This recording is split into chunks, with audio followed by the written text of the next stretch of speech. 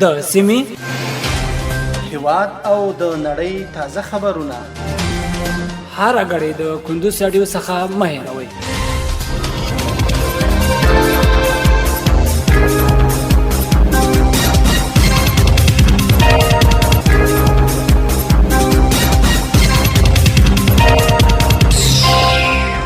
السلام علیکم. د کندوز رادیو درنو اوریدونکو ستړي مشه په ماړم د کندوز رادیو څخه د دې سات تازه او مهم وروستي خبرونه ته نن شنبه د سلواغې 14مه د 2023 میلادي کال د فبرवरी میاشتې 3 منټې سره سمون لري. روانه خبري سرویس درته زه سعید احمد سائل وړاندې کوم. هو په سر کې هم د سو مهمو خبرونو سرټکی. د سالنګ لوی لار د ترافیک پر مخ بیا وتړل شو.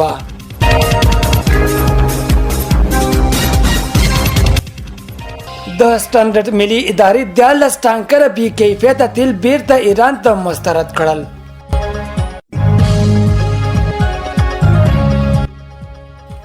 د سمنګانو د ځمکني ترانسپورت په عوایدو کې 10% زیاتوالی راغلی.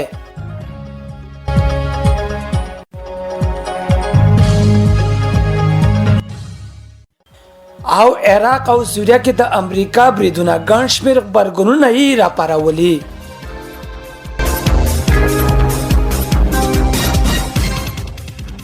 اوس هم بشپړ خبرونه. د سالنګ لویه لاره د ترافیکو پر مخ بیا وتړل شوه. د بغلان امنیتي مسؤلین وایي چې د سالنګ لویه لاره نن سهار د سختو واورو او طوفان له امله د ترافیکو پر مخ بیا تړل شوې ده.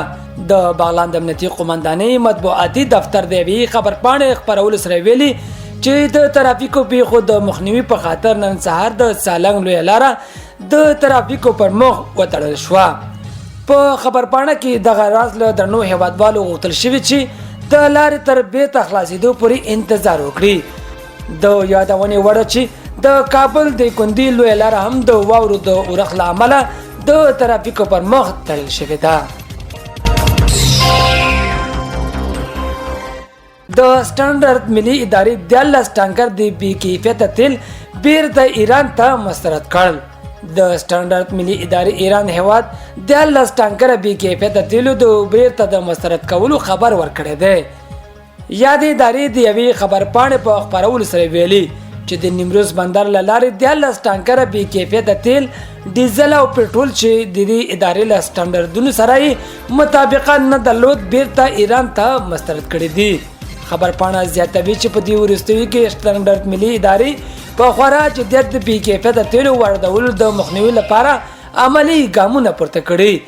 یاد ادارې له ټولو سوداګرو څخه غوښتنه کړې چې هیواد ته با کیفیته توکي وارد کړي، کنه نو له ورته قانوني چلن سره به مخ شي.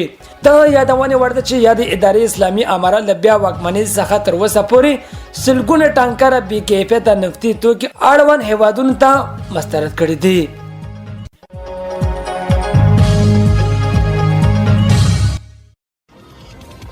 د سمنګانو د ځمکني ترانسپورت په عوایدو کې 10% زیاتوالی راغلی. د سمنګانو د ترانسپورت ریاست مسؤلینو د یاد ریاست د ځمکني خدمات په عوایدو کې د 13 کال پرتله 10% د زیاتوالي خبر ورکړی دی. د سمنګان د ترانسپورت ریاست د تنظیم رئیس مولوي زین عابدین ابو عمر رسنۍ ته وویل چې یاد ریاست عواید په روان کال کې سباندې 3 میلیونه افغانیو ته رسیدلې. په داسې حال کې چې 13 کال 15 میلیونه افغانۍ وو او د 13 کال په پرتله 10% زیاتوالی ښیي. درنو اوریدونکو په خبري سرویس کې اوس هم یو بهرنی خبر.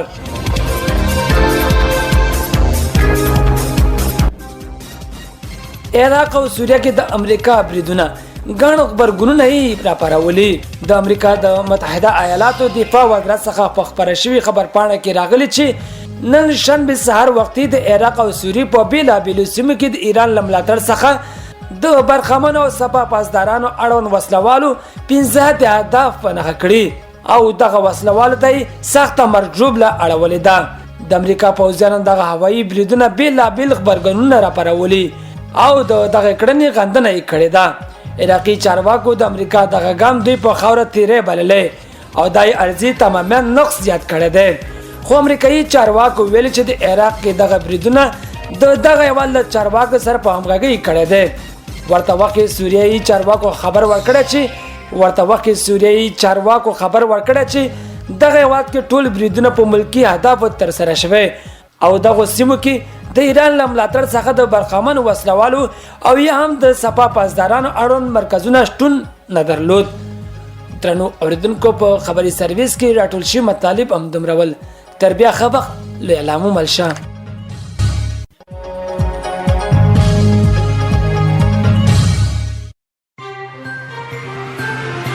د سیمې هیواد او د نړۍ تازه خبرونه هر غړي د کندوز رادیو څخه مه هېروئ.